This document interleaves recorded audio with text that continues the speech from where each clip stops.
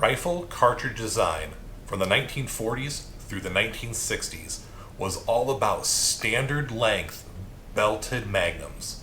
Winchester, Weatherby, and Remington were all releasing belted magnums at that time. Winchester had their 264, 300, 338, and 458 Winchester magnums. Weatherby had a 257, 270, and 7mm Weatherby Magnum, and Remington had their famous 7mm Remington Magnum. There was another company from Sweden that was releasing belted magnums at the same time.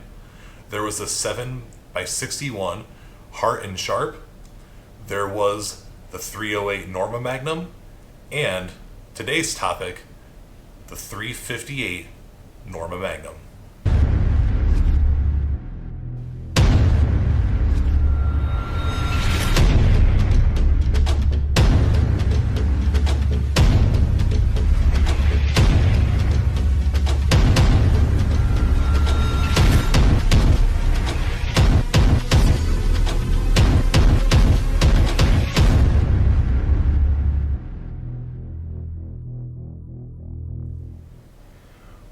Welcome back to Scene Family Outdoors. Today we're going to do one of my favorite type of topics, which is looking at rifle cartridges and going over some pros and cons. And today's video is on one that may not be familiar to most of the viewers, and that is the 358 Norma Magnum. So a little bit of history. Belted magnums became incredibly popular at the end of World War II and through the 1960s. There was a surplus of military Mausers and 1903 Springfields that were readily and cheaply available for consumers to buy. And one of the things that became trendy was sporterizing these rifles to take out as hunting. So to fit in that standard length action that we see in Mausers and Springfields, Mausers being 3.25 inches, cartridge overall length, you had your Springfield and based on the 30-06 at 3.34 inches. Having new cartridges fit within those parameters was helpful because it allowed custom gun makers to fit and chamber those rifles for those cartridges. So what better way than to take our 375 H&H Magnum that we have here in the center of the cartridges, and we could shorten that, and we could take out the case taper in that round, flare it out, neck it down, and we have Magnum cartridges. So on the left we have the 300 Winchester Magnum, very popular round from Winchester, and on the right hand side we have our 358 Norma Magnum, which is our topic for today. So maybe step back, why haven't you heard of a 358 Norma Magnum until now? A lot of it goes into the history of the rounds. So companies like Weatherby, Remington, Winchester were not only producing new cartridges, they were producing ammunition for them and manufacturing rifles. Weatherby was manufacturing rifles, Winchester had their popular Model 70, and Remington coincided that 7mm Remington Magnum launch with their brand new Remington 700 rifle. So they're bringing the rifle and the ammunition and the new cartridge all as a package at the same time.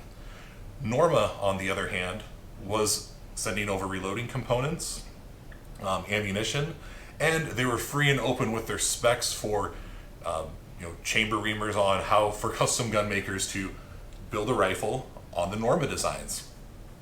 So the 308 Norma actually predates the 300 Winchester Magnum, and very, very similar rounds. But when Winchester came with the 300 Winchester Magnum chambered in their popular Model 70, the 308 Norma went to relative obscurity.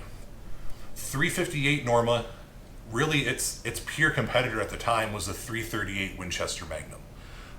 Both medium bore rounds, both put bullets in that 180 to 300 grains. There's 300 grain rounds quite available at the time for the 338 and for the 358 as well, so similar bullet sizes.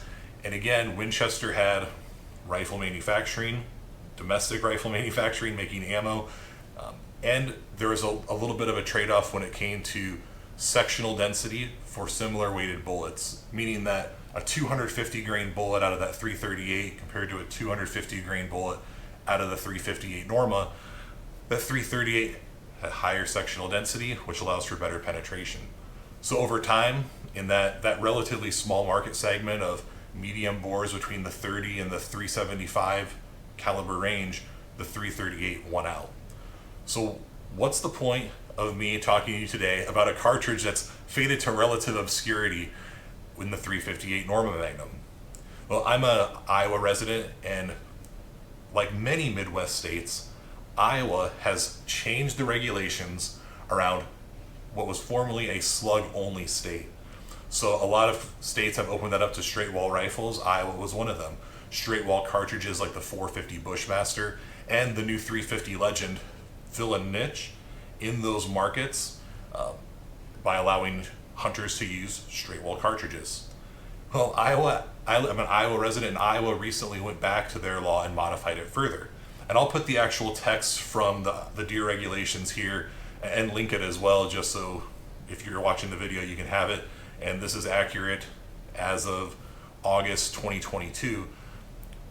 The regulation changed to allow any cartridge, straight wall or other, is the verbiage used in the Iowa deer regulations, from .350 to .500 inches in diameter with at least 500 foot-pounds of energy. And 500 foot-pounds of energy is definitely not the problem we're worried about solving when it comes to rifle cartridges. As you'll see when we go through the numbers in a bit, a lot of these are pushing 4,000 foot-pounds with a 358 Norma Magnum.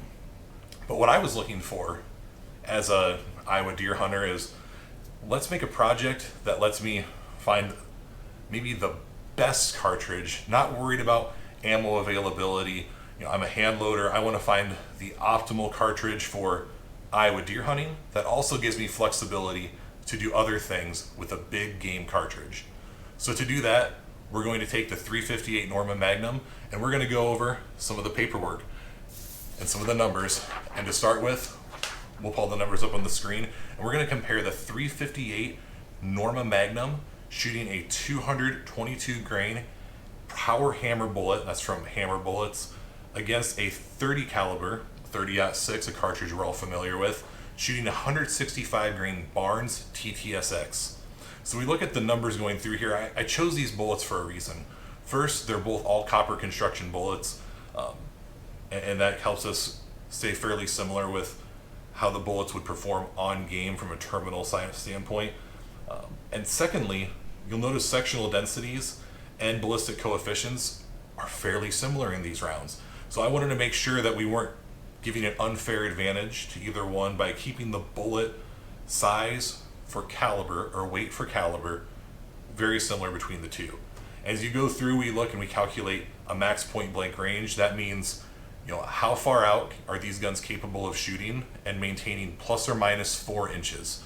And you see really similar numbers. These are really ballistic twins when it comes down to how they're set up.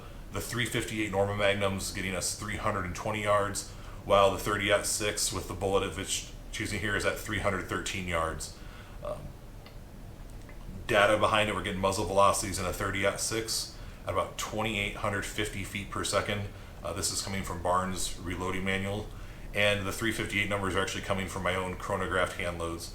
So, and full disclosure, you're probably able to tweak these numbers either way depending on what your gun likes, but this is a fairly accurate representation of what to expect with the two cartridges. And as you follow the trajectory and muzzle velocities out, those two numbers, my goodness, are staying very, very close, within fractions of an inch.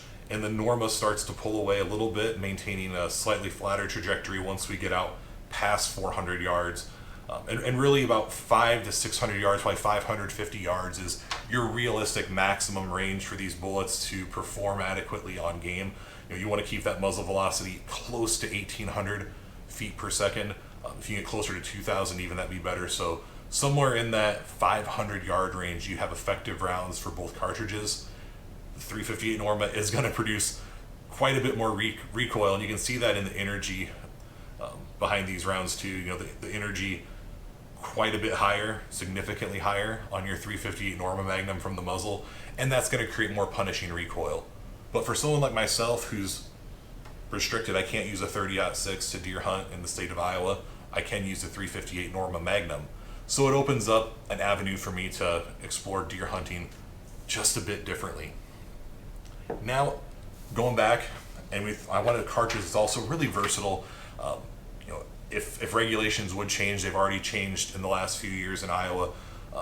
If that cartridge was no longer legal to use on deer hunting, or there was a better choice to use with, maybe a 30 caliber bottleneck cartridge, just from a recoil standpoint, if I want to have the optimal deer round, I want to have some room to have flexibility with the rifle.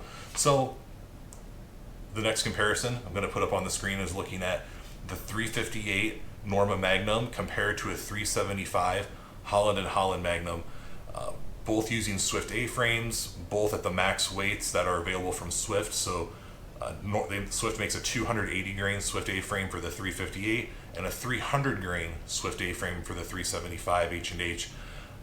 Look at those numbers. Sectional density a skoch higher on the 358 Norma Magnum. You get some more surface area and more energy at the muzzle from the 375. When we're looking at sectional densities over 0.3, you're really talking about heavy penetration, dangerous game, big game. So this is more of a moose, Kodiak Island brown bear. If in certain areas in Africa that would allow the 358 would be a great fit for that as well. It just depends on the legality in the countries that you're hunting in. But as you follow this through, muzzle velocities, trajectories, really similar, and 300 yards is probably as far as you're going to go with a bullet constructed as heavily as a Swift A-frame, especially in the conditions that you would elect to use a bullet and a cartridge like this in. But it starts to show that the 358 has very little that it gives up compared to the 375 H&H. Gives up some in the area of muzzle of energy at the muzzle, a little bit on velocity. Trajectory is basically a wash at this point. So wrapping up, if you're looking for a new cartridge, a medium bore round that might be a great fit for an Alaska or Africa hunt, take a look at the 358 Norma Magnum. There's a great amount of bullet choices for the round, especially if you're someone who likes to tinker, likes to hand load, maybe isn't as concerned about immediate on-the-shelf ammo availability. If you're worried about ammo availability on the shelf, the 358 Norma Magnum likely isn't for you. But if you want to have a cartridge that packs a punch, can have a flat trajectory if needed, and is really versatile, check out the 358 Norma Magnum. And if you're an Iowa deer hunter looking for a new round and want to put together a custom bolt action rifle to really stretch out your trajectory, the 358 Norma might be a great fit for you. If you like the video, if you like the video we had today, please like and subscribe. Leave any comments below on things you'd like to see, questions you have on the 358 Norma Magnum, and I'll jump in and answer them. Until next time, take care.